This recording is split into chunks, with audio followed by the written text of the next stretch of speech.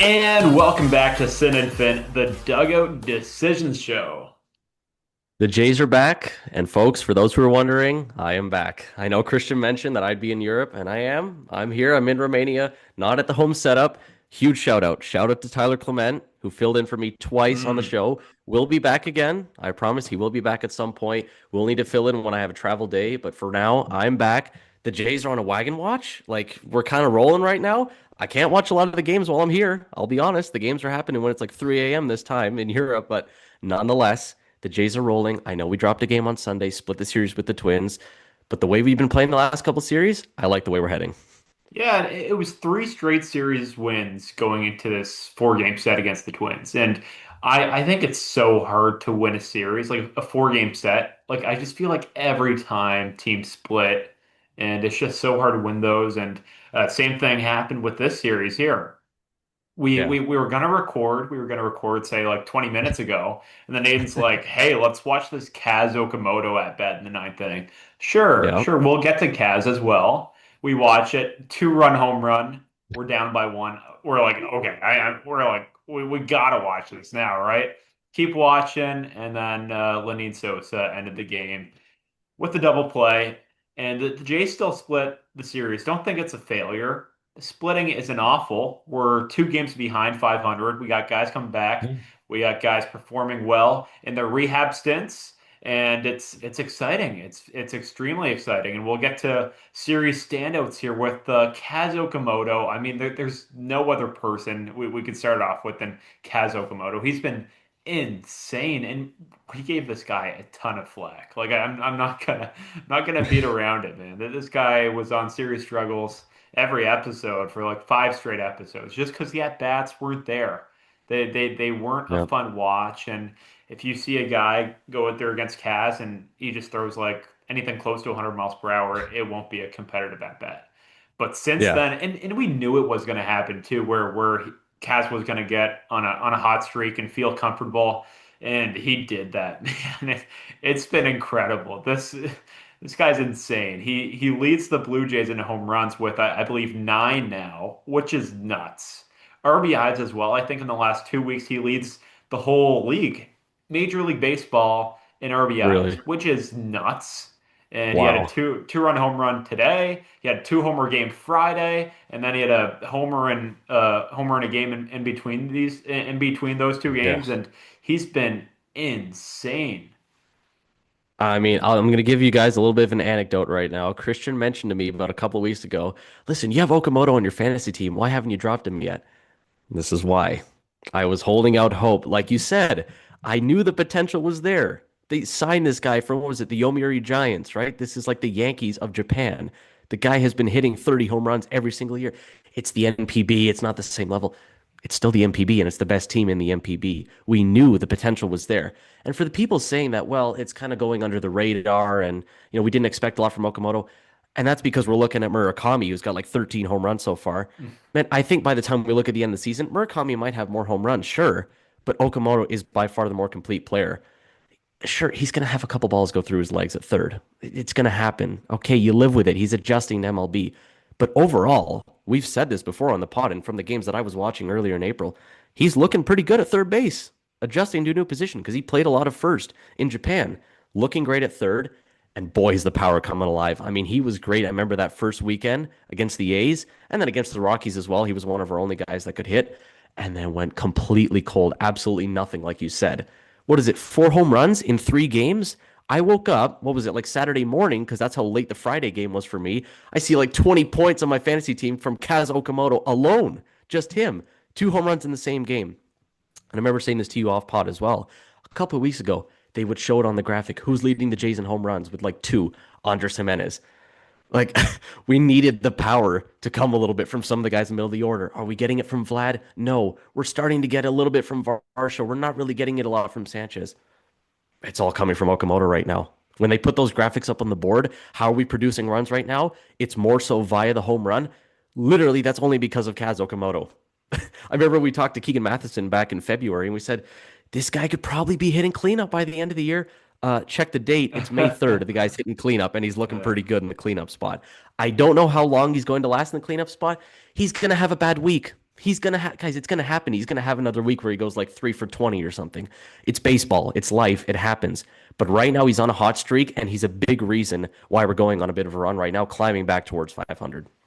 He's been so good, and it's really fun to watch. I'll admit because he's been clutch too. There was a huge hit, Yeah, I believe it was yesterday, late in the game, and if you just look at the box score, 8 runs in the eighth inning, whatever, like not really a clutch moment or a high leverage moment in that whole game. It was just a complete blowout. Not true. This was a very close game up until the eighth inning, where it was yeah, Kaz Okamoto, and I think it was bases loaded or two guys on has a huge hit up the middle to score a few, and that really sparked the 8 run inning. And as you said with the yeah, defense, they brought up a great point yesterday, saying that the broadcasters did, saying that Kaz Okamoto has been playing primarily first base the past 2 years with the Yomiuri Giants.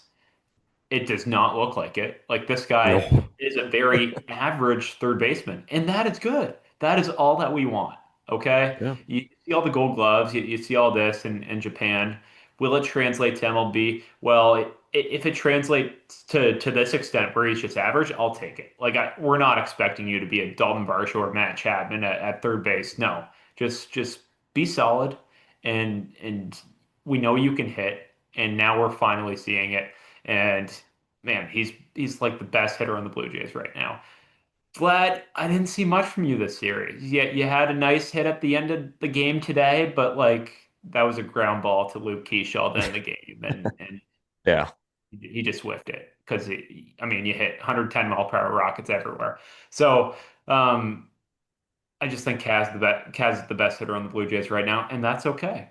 Other guys will heat up. Dalton Varsho has been heating up a little bit, but as of right now, Kaz has been the driving force for this Blue Jays offense. And now another guy who I think really solidified his spot on the Blue Jays with his performance this weekend was Lenyn Sosa. There were a lot of questions before the series of, hey, when Barger comes back, what do you do? And we talked about that. Me and Tyler did in the last episode. Is it Pinango, who we will get to, has been incredible? Is it Lenyn Sosa? And we both leaned Lenyn Sosa, but it's not a shoe-in for sure because he hadn't been hitting, and that defense probably isn't as reliable as the numbers say right now, where the numbers actually look good.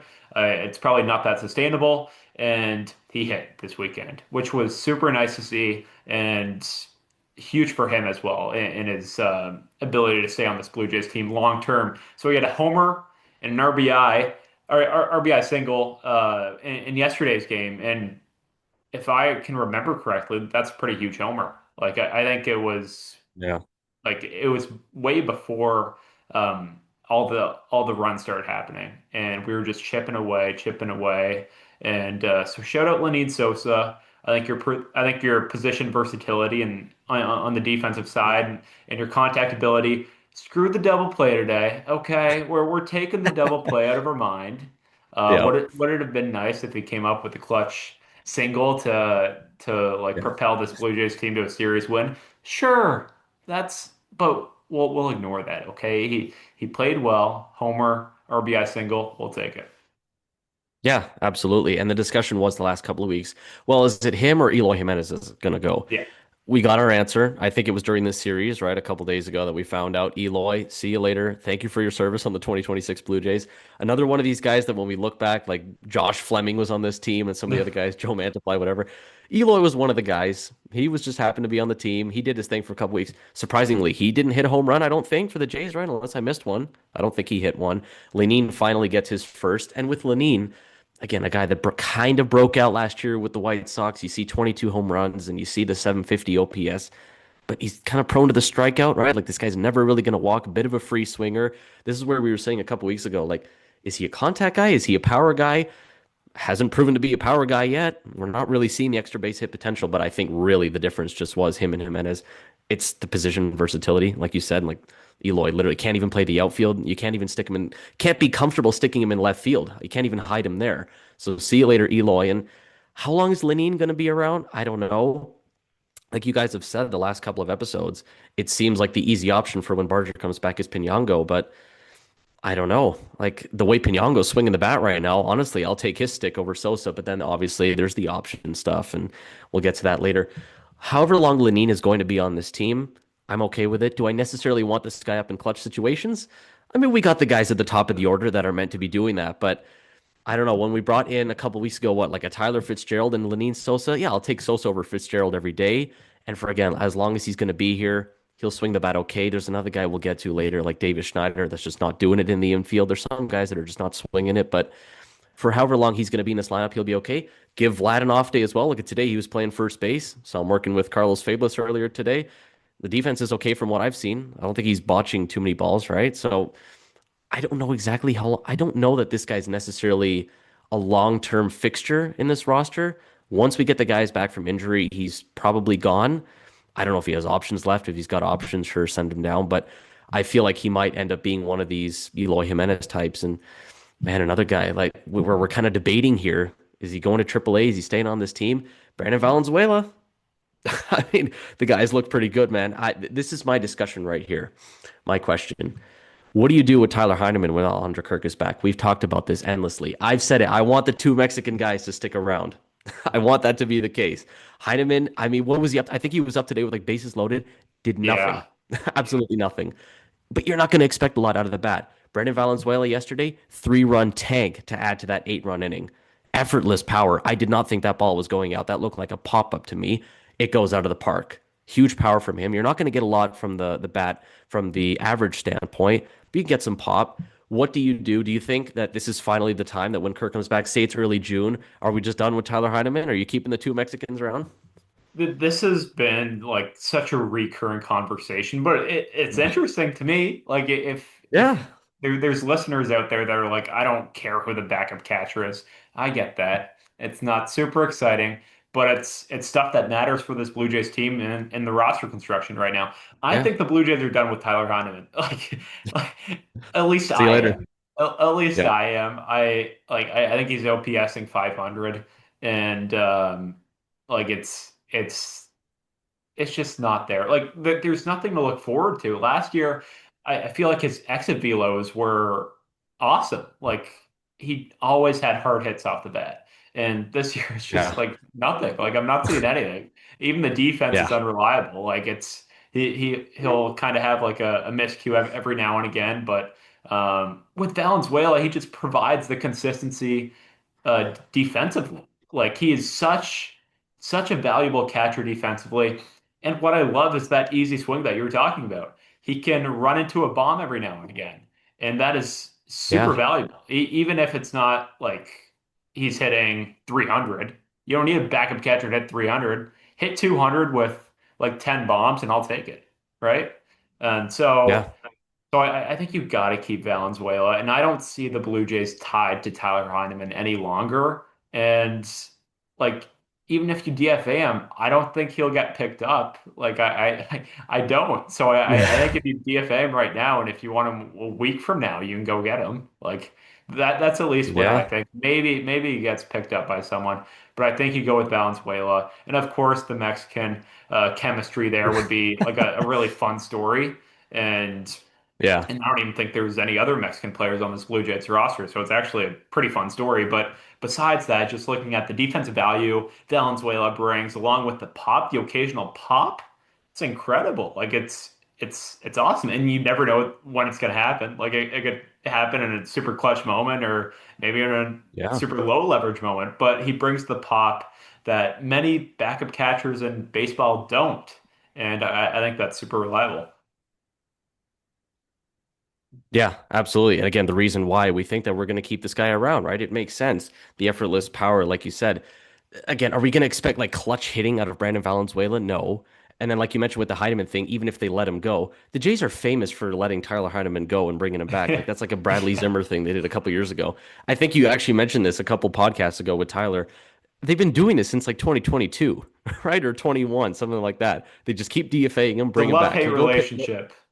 yeah, go to Pittsburgh for a little bit, go to Boston for a little bit, whatever. Have a good time for a couple of weeks, and then come back.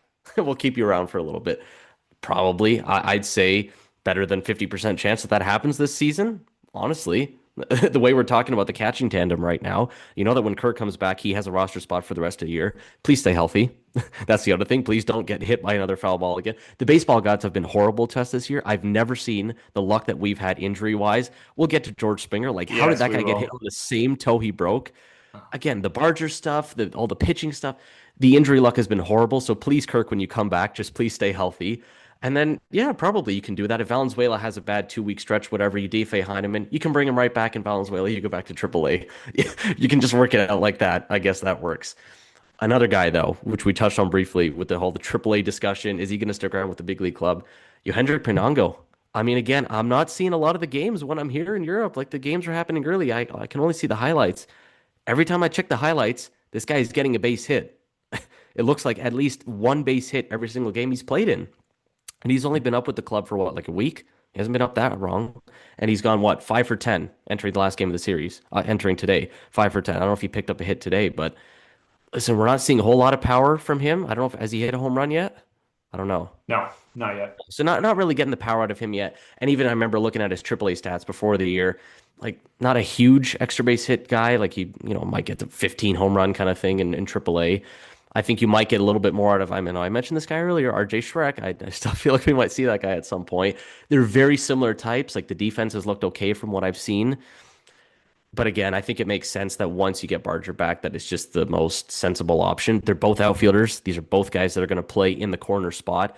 You're obviously going to take Barger's arm. You're obviously going to take the power. Like it makes sense. Pinango's going to go. Just got called up. I mean, I'm happy for him. Made his debut, get a couple hits, feel good in the show, get comfortable a little bit. And then listen, the way the gods, like I said, the baseball gods have been going for us injury wise. Someone goes down in August. We got our guy now. And we know that there's someone that we can rely on AAA. It feels like in the outfield, we haven't really had a guy that we can rely on come up. Like we had obviously Barger come up and it took him a while to kind of build into that. And Loperfido, never really your guy, never really truly developed into the guy that we could trust from the outfield. Maybe, maybe we finally have a guy we said before the year. I mean, listen, I said coming into opening day, RJ Schreck's going to be on the roster. That might have been stretching it a little bit. That might have not been realistic, but we know that we have guys with AAA depth so that if I don't want to say it, someone goes down with injury, we know we have our guy. And it's nice to have a guy in AAA that you know is a solid depth piece, and he's there available whenever you need him. Yeah, and very sparingly do you see a rookie batter come up and just smash the cover off the baseball. Yeah. Like it's so rare. You see unique prospects like Connor Griffin. They were Mm. saying as the best prospect since what Mike Trout. Like insane comparisons. Bryce Harper, Yeah. whatever, and he came up and like wasn't doing too well. And you're like, okay, Yeah. like is he going to go back down to AAA? What's going on here? And well, I thought he was going to be this really good player. You give him this extension, and now he's finally starting to pick it up a little bit. But I mean, right out the gate, you go 5 for 10. I just feel like that's so rare. So props to Pinyango. I mean, that's his key like trait. He just hits the baseball. Is Yeah. he a pinch runner? No. Like, is he going to field like crazy? No. Like, this is just what he does well and how he made it to the big leagues. And Yeah. so, yeah, I think it does provide like a reliability aspect. Like when we get to September call-ups and you need an outfielder, I think right now you pick Pinyango over Shrek, which I wouldn't have thought a month ago, just based off, hey, he came up, he adjusted well, and yeah, I think this is a guy you can rely on. And when you look at the quality of the at bats, take a look at some Yohendrick Pinango at bats. Like so far in the majors, it's been unreal. Except for the first at bat today, where he was leading off. Like it's pretty crazy. He's leading off a week into his major league career, but True. that was a pretty brutal at bat. But besides that, it's no chases. It's hard contact. Even the foul balls are hard contact, and he just like stays within himself. Yesterday, he drove a single up the middle, and he'll go the other way with confidence. It's not like he's pulling everything. He'll just spray the ball all over the field. So very fun at bats from Yohendrick Pinango, and he's been incredible. And just Yeah. moving on to that 8 run inning yesterday. Man, that was fun. That was just so much fun. I was like, we Yeah. cannot lose this right now. And then one thing led to another, and Anthony Bonda comes in, and Bonda's been like pretty brutal so far this Oh year. Like he came in with a 7 ERA and God. left the game with a lot Oh higher than my a 7 God. ERA. The guy just couldn't find the strike zone, and so it's walk after walk. And then David Schneider had a huge hit and just hit after hit, like it. And then Valenzuela with the 3-run bomb. That was so much fun to watch. It was just so much fun. Like 8-run innings are like that's huge. That is so many runs in one inning, and you very rarely see something like that. And it was super nice to see it, especially from a Jays team that trailed entering the inning. Yeah. And how about Ben Shulman filling in for his dad to in this series on play-by-play? Actually mentioned on the broadcast today that the Jays are the only team, as much as the offense looked horrible today, we're the only team that has two separate innings in two different games scoring 8 runs. Like, to be honest, it doesn't feel like we're the offense that would be able to accomplish that. Like, given some of the games we see, like the Thursday game, that's a wash. We'll get to that. This team just hates playing in game one of a series. I don't know why. And then today, the bats are just dead again. But obviously, we see the potential's there. This is what we've been saying. Even when we were, what, like 7 games under 500, we were saying this. The potential is there for this offense to explode. Yes, I know we don't have some of the guys that we had in years past, but look at how we did this last year in 2025, right? We have the guys that are able to do it. And you say that Okamoto is the best hitter on the team right now, I think without a doubt. But Vlad might be doing it in a different way, for example. Jesus Sanchez might be doing it in a different way. Vlad might not have the power right now, but the guy's still hitting like what, top five in average? I think I saw the other day he's hitting like 350. I don't think he's hitting 350 anymore because he had a bit of a rough series, but still, he's got to be hitting one like 330. He's like top five in average in the league. He's doing his thing average wise. You know, Ernie, the dog, is going to keep doing his thing average wise. He's hitting like 300. Okamoto with the power.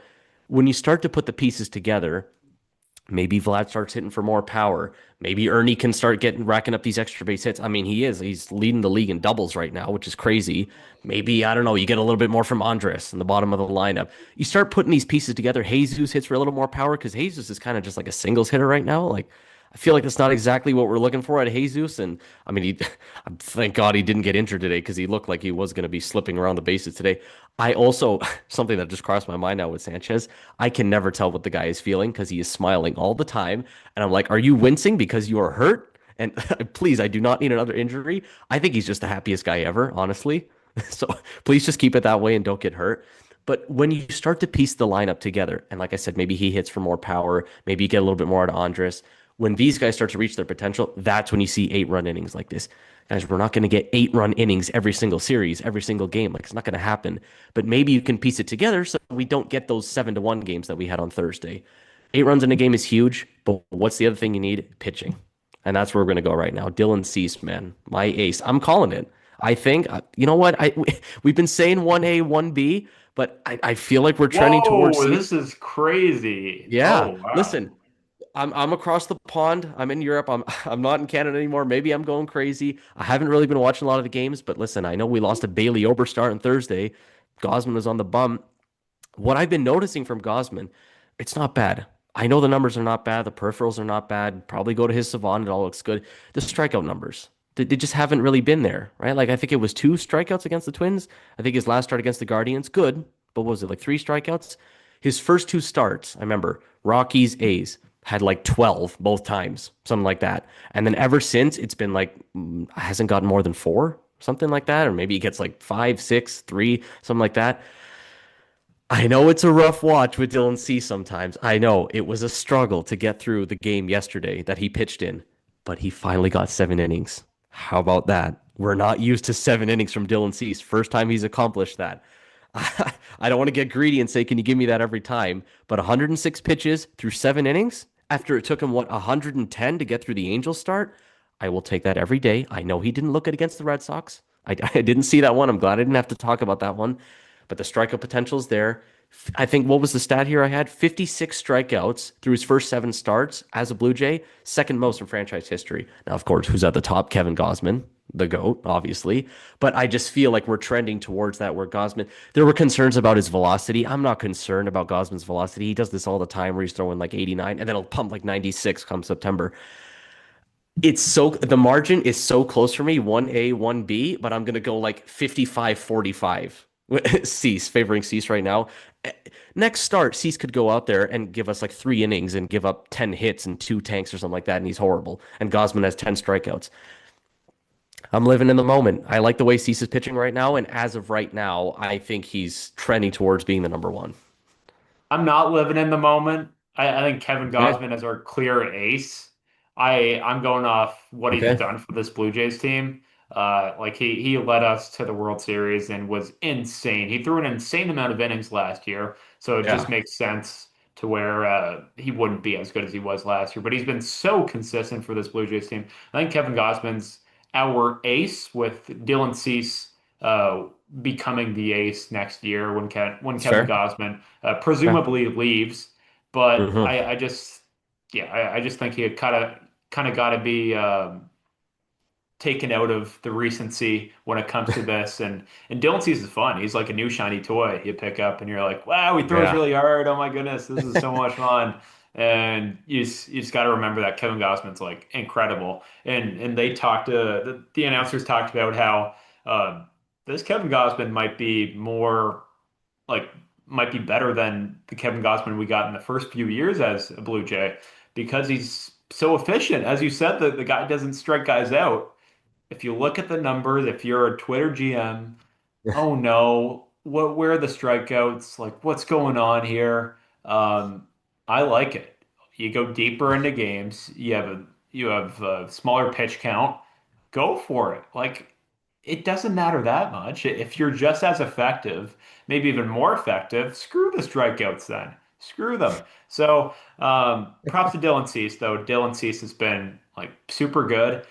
Just something that kind of annoys me is when fans are like, "Man, this Blue Jays team has totally figured out Dylan Cease and are stretching like and he's finding a new gear and going like sixth, seventh inning." Um, every start, this Mm. guy throws like 110 pitches. Like I think he could Yeah. have done this last year with the Padres. I'm sure he came out after like 90 pitches. So they probably could have pushed him to like 110 like we're doing. It just looks better now that he's going in the seventh inning.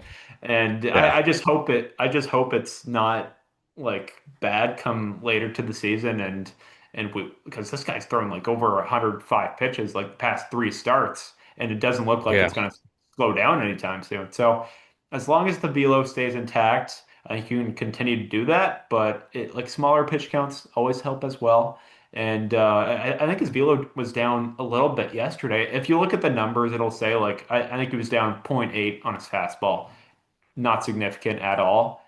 I just saw Yeah. some 95s, 96s in there, and it was like interesting. I haven't seen that yet. So Yeah. as long as he manage the pitch counts and manage all that, I think he'll be good. And he's been super good so far as a Blue Jay. And now moving on to struggles, because there were some struggles in this series as much as we've been talking good about this Blue Jays team. They did Yeah. split a series with the Minnesota Twins. Not great. And they do hate game ones of series. And you mentioned this, like like why? Why? I feel like this was a thing last year too.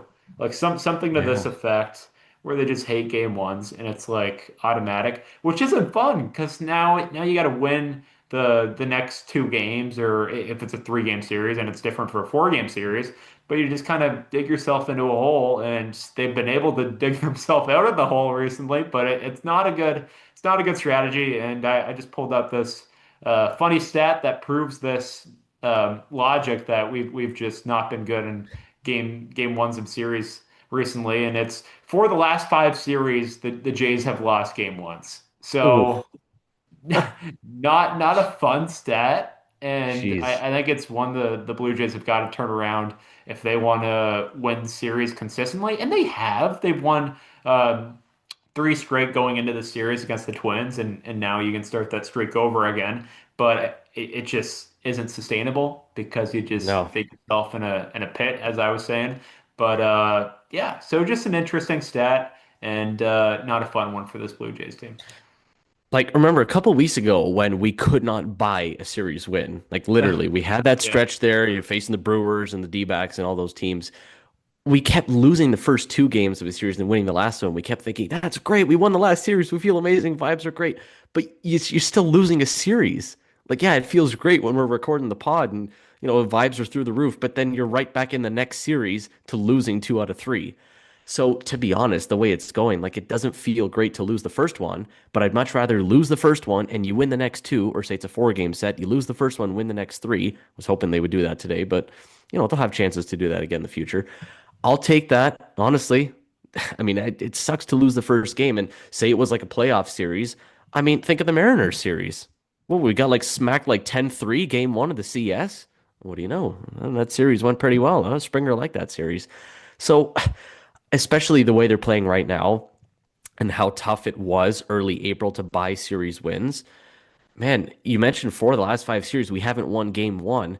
Well, I think we've won, what, 3 out of our last 4 series or something like that? And what do we do in this series? We tied it. At bare minimum, that's what he had to do. I know you guys mentioned that last pod. I think it was you predicted a 3-1 win, and I think Tyler went like a sweep. Sweep, Tyler, you might have been a little greedy there. I don't know. Asking for a sweep, the way this team's been swinging the bat sometimes might have been too much, but at bare minimum, you knew you had to take two. Losing game one isn't fun, but when you win series, it works. And that's how you climb back to 500. What do we say with this team for so long? They can't get to 500. They do this every year in May. I don't know what it is. Takes them forever. Struggle through April, get to May, and then finally climb to 500. It's a better recipe to try and get to 500, losing the first game, winning the next two, than losing the first two and winning the last one. It's much better for us on the pod when we win the last one and vibes are great, but I'm okay with them playing like this right now. One guy that's not helping the lineup, though, I had to throw him on here. Early season, we were talking about Nathan Lucas with his vertigo and how awful he looked. And who was the first guy we were calling for that has to be in the lineup? You got to put this guy in there. Davis Schneider, swinging a hot bat, home runs here, left and right, doubles all over the place. That completely disappeared. Completely. The guy put, and I put this in yesterday. He was 0 for 27 over his last 27 going into Saturday's game.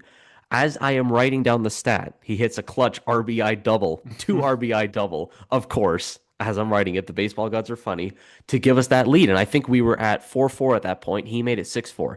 Huge for Davis Schneider. But I want to look past that a little bit because that's one at bat. And sure, it was clutch. The guy's hitting 137 on the year. And I know you mentioned this off pod too, that you didn't realize it got that bad. I didn't even realize it got that bad. I mean, his OPS is pushing like 550. It's horrible. I looked at it. I think he didn't have a hit before yesterday, and yesterday was what, May 2nd. Didn't have a hit since April 14th. I mean, we're pushing like 2.5 weeks where this guy doesn't have a hit. It's tough, man. You call him the Babe a couple years ago. He comes in with the mustache. He's a fun character on the team. Can play everywhere too. We talk about this versatility. Guy plays second base. Guy plays left field. Put him all over. I don't know how long the leash is. We talk about who goes down. Is it Pinyango? Is it Sosa? Is it Schneider?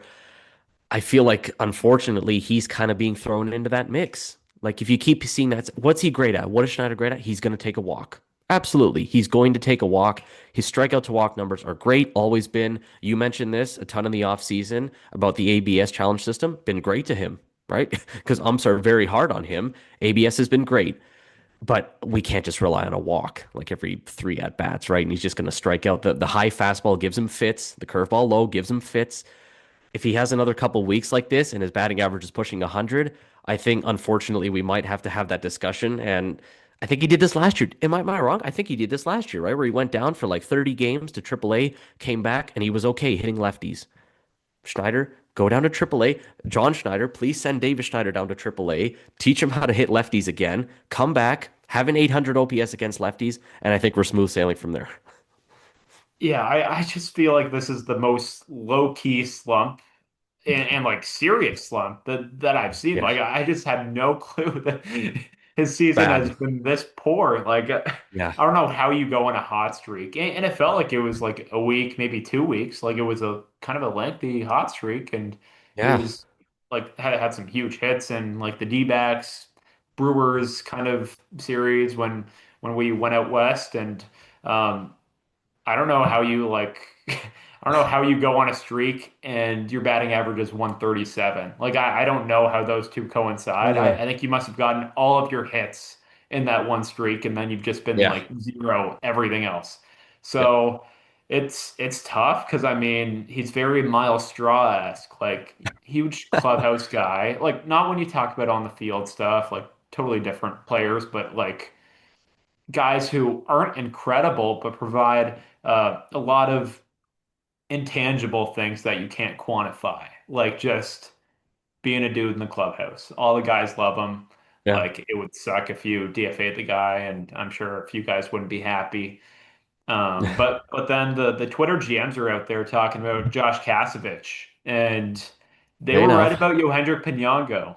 And Josh Kasevich has been like solid ever since the start of spring training when he really like had a killer spring training and came out of nowhere. I don't think anyone really thought of Josh Kasevich until he started hitting the ball like crazy and had some great defensive plays. And now I feel like there's a little murmur there just because Davis Schneider has been performing very poorly. And as you said, it feels like this happens every year where it's just wicked cold streak. And then you're like, Yeah. what do I do now? Like, do we option the guy?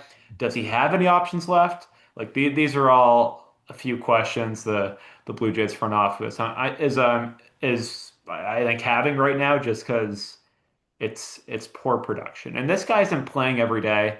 I feel like they're very protective over Davis Schneider. We're gonna give him some soft righties. We're gonna give him all the lefties he wants. But if you throw Jacob Mizorowski out there, we're hiding my little Davis Schneider in the corner of the dugout there. So Yeah. um, he's not given like crazy opportunities, but it would be nice if a guy in his kind of role would go crazy right now. And he did. He Yeah. did. I realized that, but you're hitting 137. Like just some more consistency around that. And so yeah, we'll see what happens. Maybe he turns it around. Maybe that hit yesterday was what he needed to turn the ship Yeah. around, and we'll see. And then another big topic in that series was like hitting in the last game, game four. I'm watching the game. It's Joe Ryan, Trey Savage, fantastic pitching matchup. Like, is Trey gonna look killer like he was in his first game of the season? And he probably will, and he looked solid, but that wasn't the story of the day. It was Joe Ryan getting one out and then looking kind of frustrated, and then he got taken out of the game for Morris. Forget his first name. Morris. Yeah. Someone. You do as well. He's a rookie for the Yeah. Twins, and he played great, but it's also the at bats and the quality of the at bats by the Blue Jays just weren't there. Like it's very frustrating to see Joe Ryan come out, and then you think you got a series win, and then you just can't hit the ball against this Morris guy. Taylor Rogers, pardon me, I think Yeah. threw two and a third innings, and this guy isn't like stellar at all. He's just a soft lefty and Yeah. kind of killed us then too. He loaded the bases and gave up one run, but like you're up by four. That's not brutal. And then Eric Orzy and just a bunch of these Twins relievers who you've crushed the rest of the series. And yeah, we got to Justin Topa, but like their bullpen had to go 8 and 2/3 innings today, and they gave up 3 runs. Like you just got to do better. And we've seen this Twins bullpen. It was one of the worst that I've ever seen going into today. I thought they were Yeah. horrendous, and you see Bonda and Funderburk, and Oh, it's pretty bad, and we just couldn't do anything today against this Twins pitching staff, and it's just very frustrating because it feels like you just kind of missed a low hanging fruit and could have gotten an easy series win here against the Twins. yeah. I mean, it still feels like Anthony Bond is a Blue Jay at heart. I mean, he just keeps serving up meatballs to us. Like, I mean, he was part of that 8-run inning in yesterday's game, was just serving. I think he served up the cookie to Valenzuela, but like you said, this is not a bullpen we're supposed to be scared of. We're going to a Rays team that, yeah, that's a bullpen you might want to be scared of with Griffin Jackson, well, Brian Baker, and all the guys they have. Man, this is not a bullpen you're supposed to be scared of. I'm sorry, Eric Orzy. Like, no disrespect to Morris or whatever his first name was, but like again, these are not guys that you're supposed to be scared of. And some of the I don't want to call them uncompetitive at bats, but you're just not really stringing together hits the way you're used to seeing this Jays team do in the past. I looked up the stats, like just team stats overall. We have the least strikeouts in the league. Like this team does not strike out. So I'm thinking, like, we don't strike out. We're not a strikeout team. You're telling me we can't rack up hits against the Minnesota Twins bullpen? Like, again, no disrespect to the Minnesota Twins bullpen, but you're not exactly a top tier bullpen in the league. Eric Orzi, like again, some of these names like Cody Funderburk just has our number. I don't know. The guy's had like a 2 ERA on the year, comes in, big lefty with the hair. I don't know. We can't hit him. I'm looking at the series and I'm thinking SWR's going, Bailey Ober's going, and then whoever else they had the pre-lep, they had the other guy, their rookie come up. I'm thinking, okay, let's take those three games because the Joe Ryan start is the one I'm not feeling great about. Like you said, Joe Ryan's out there for 1 out. I mean, sucks for him. Is he on TJ watch? They say elbow soreness. That not exactly what you want to hear as a pitcher, especially as a starting pitcher. And I think he has a history of elbow problems. Might have even had Tommy John in the past. Not exactly what you want to hear if you're Joe Ryan, but that's what kind of makes this more frustrating. I don't think honestly we would be talking about this if Joe Ryan went 6 innings and allowed 2 hits and no runs, because that's kind of what you expect out of the Twins ace. But the fact that it's a bad bullpen that does this to you, I mean, just classic Jays, right? We're going to put up 8 runs against the horrible bullpen, and then next day we can't hit them. Classic Jays. They're going to do that. Like we said, at bare minimum, we got the split in the series. We'll take it. The one guy I was a little bit concerned about, though, in yesterday's game, we talk about the injury luck, and I mentioned this a little bit earlier. George Springer, man, man. I mean, it's probably fair to say by now that George Springer's probably gone. I don't know if you guys actually mentioned this in the last couple of podcasts that my dad hit me with the info that George Springer sold his house in Toronto. And all the people that are seeing this now, oh my God, that means he's gone. I don't want to believe it. I don't want to believe that just because he sold his house in Toronto means he's gone. But I remember a former Toronto athlete that, or used to play for the Raptors actually, shifting in basketball, Kyle Lowry, that did that back in like 2021. He sold his house, and what do you know? The next year he was gone. Is this a sign from the Raptors? Is this a sign that Springer's going to be gone? I don't know, but it feels like we're turning towards that. We have so many outfielders coming up, Barger and Sanchez and all these guys. It sucks the way that this is potentially his last year with the Jays, and this is the way it's going. To to break your toe, and the first at bat I'm seeing, I swear to God, I turned on the game. I able to watch a Jays game in a week because all the games are happening so early here. I finally turned the game on Saturday because it's at a reasonable hour. I can watch the game. It's late in the evening here. First at bat I see, first pitch. I kid you not. It's George Springer, and he gets hit on the foot. And I'm like, tell me he did not get hit on the identical toe that he just broke. And yeah, of course he did. Like, what are the odds? They say it's not bad. John Schneider said after the game, and he's it's manageable. He'll probably be back and running soon. Could you imagine this guy broke his toe again? Or I because I still don't think it was fully healed, right? I think they said that it wasn't actually fully healed the first time.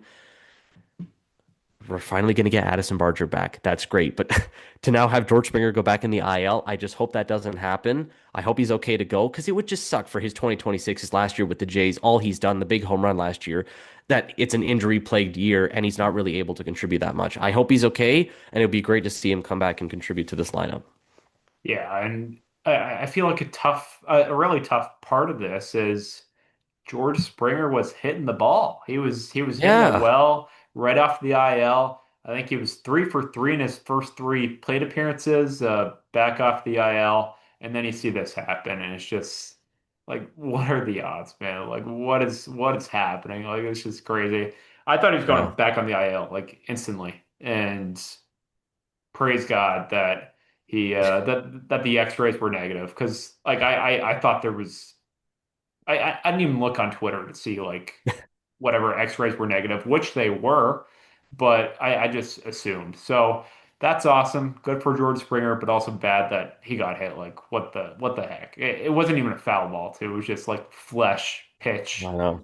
off the ankle. Like it's just off the toe. Like it's just crazy misfortune and bad luck that this Blue Jays team is used to this season. So, Yeah. and now just looking at the forecast going into this series against the Tampa Bay Rays, it's we have a few guys come back here, and Addison Barger started his rehab assignment, I believe, today.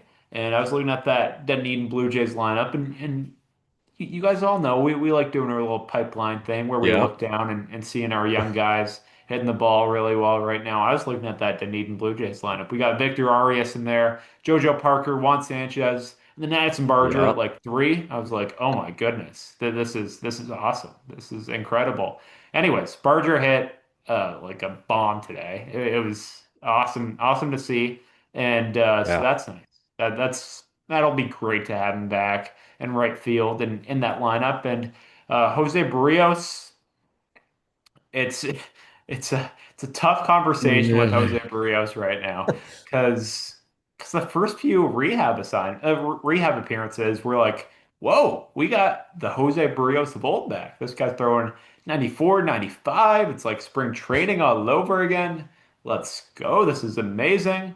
And then he gets shipped up to Buffalo, where, hey, we're close to the border of Buffalo. It's chilly down there sometimes, okay? So sure, Yeah. if like for one appearance, it's cold, whatever. That's why it sucked. Sure, we'll allow it. So the last appearance he had, not today's appearance, was I think also very bad. It was 5 runs and like 2 home runs allowed and 91, 90 miles per hour on his fastball. We're like, whoa, out of nowhere, what happened here? And then you go into today's appearance where you're hoping there's something different, hoping you see a little, maybe 93. Cut it in half. We'll do 93, 94. Sure, we'll compromise with you. Jose Barrios didn't want to compromise with us and is throwing 90-mile-per-hour fastballs again. So Oh, I don't know what jeez. yeah, he gave up 3 home runs and seven earned runs against Spencer Jones and that AAA Yankees team again. So just killer that his momentum is kind of just his confidence is just kind of shot before he even gets to the majors. And either way, it'll be nice to have those two guys back because they've been huge parts of the of these Blue Jays teams in the past. I mean, I know one guy who's happy right now watching that Barrios stat line. It's Eric Lauer. I mean, we talked about this guy all off season and going into the year and all the complaints he's had. Man, it was really shaping up to be Barrios is going to come back. Sorry, Lauer, you're going to the bullpen. And then we hear, I think it was that what Barrios' rehab got pushed back a little bit. Eric Lauer got another start against the Red Sox. So, okay, you get your one more start, but come the race series, you're probably going to be gone. Man, I don't know if that's the case. I mean, I kind of penciled in here for we're looking at the forecast of some of the pitching matchups. Maybe it's a Barrios start on Monday, maybe Tuesday. That's what they were looking at. Then he gets the rehab start on Sunday, and it goes like that.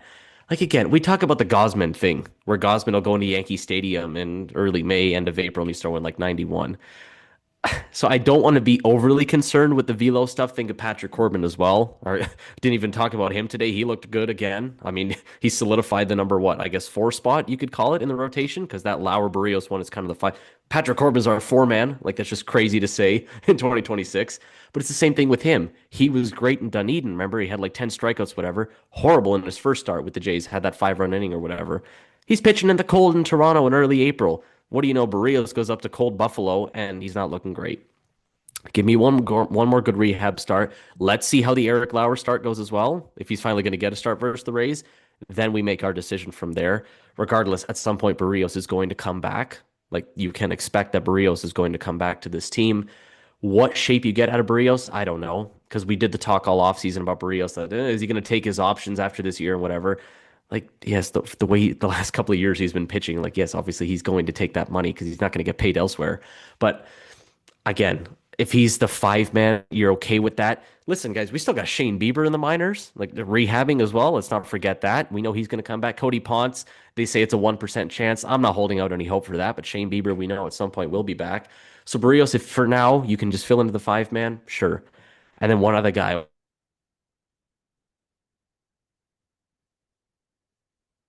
Nomala, promoted to Double A today to New Hampshire. Huge to see because I was one of the guys that was calling him out this offseason. It's been like 3 years. We're kind of having this new wave of prospects come in. Juan Sanchez is looking hot, and JoJo Parker's looking hot, and Victor Arias and all these guys. It felt like Nomala was kind of becoming a trade chip when in the past couple of years we were thinking, okay, what, you Savage is our number one prospect, and Nomala is kind of your number two. Like these are the top guys you can't.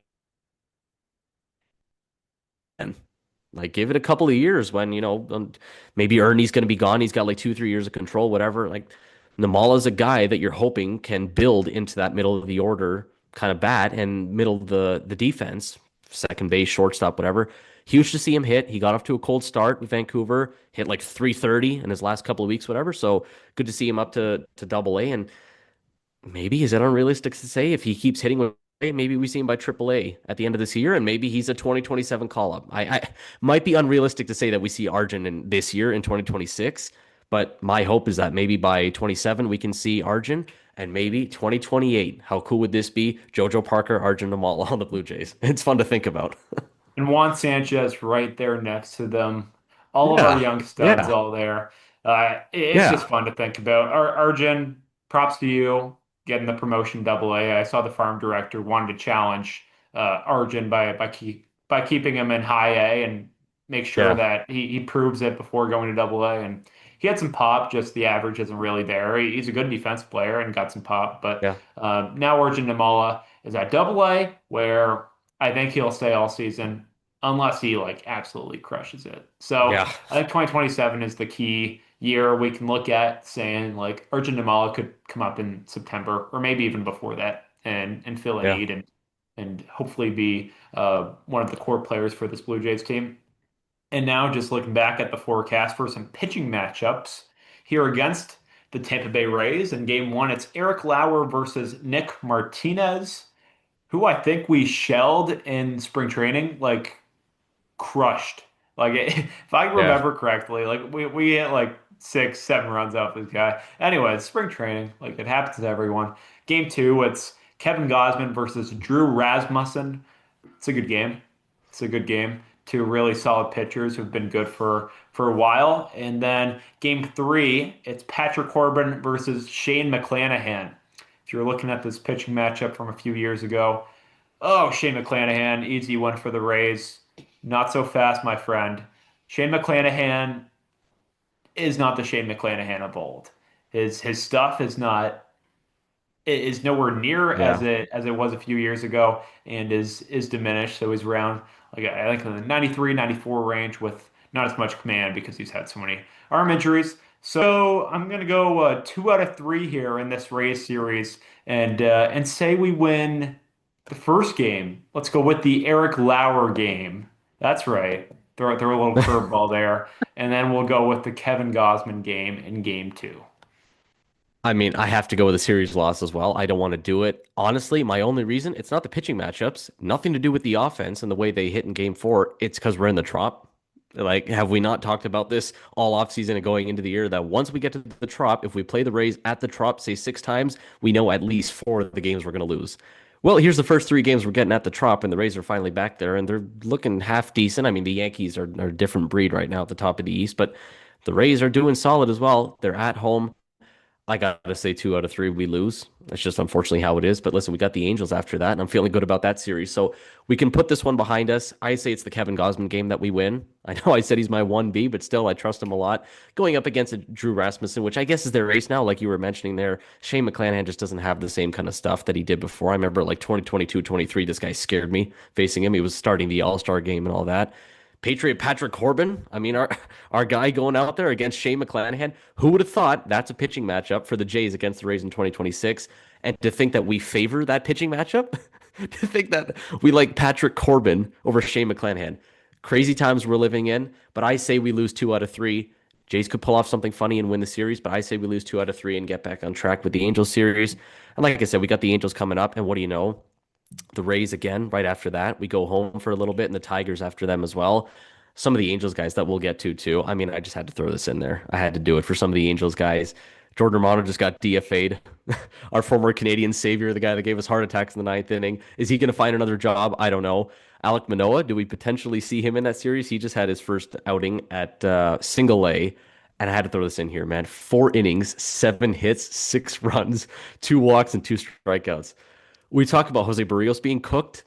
He's looking pretty sharp compared to Alek Manoah. I think he had like a fingernail fall off in spring training. Just looking god awful right now.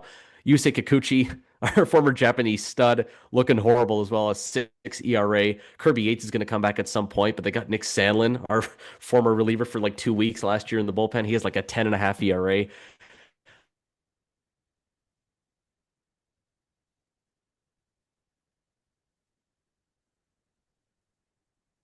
I'm not worried for that Angels series. Just had to throw some of the stats in there first, and then we get back on track with the Angels series. Yeah, yeah, and I think the Rays series will be tough, as you said. I think we take 2 out of 3, but after that we got the Angels, Rays, and Tigers, and yeah. it's not that hard going forward. And thank you again, Aiden, for hopping on the podcast. And it's super nice to be talking with you again, my Yep. friend. Yeah. Absolutely. Glad to be back. I will be back for the next series for the race series. Hope we're talking positive things, Jays. And I will be gone for the Sunday series for the Angels. Please do well against these former guys. Tyler will be back on the pod. Shout out to him. You'll see him again. But glad to be back. It's a great hour here in Romania. Glad to watch Blue Jays games again. Glad we're on a winning streak. And hopefully we're pushing 500 next time we talk to you guys. That's right. Thanks for listening, guys, and go Jays. Go Jays.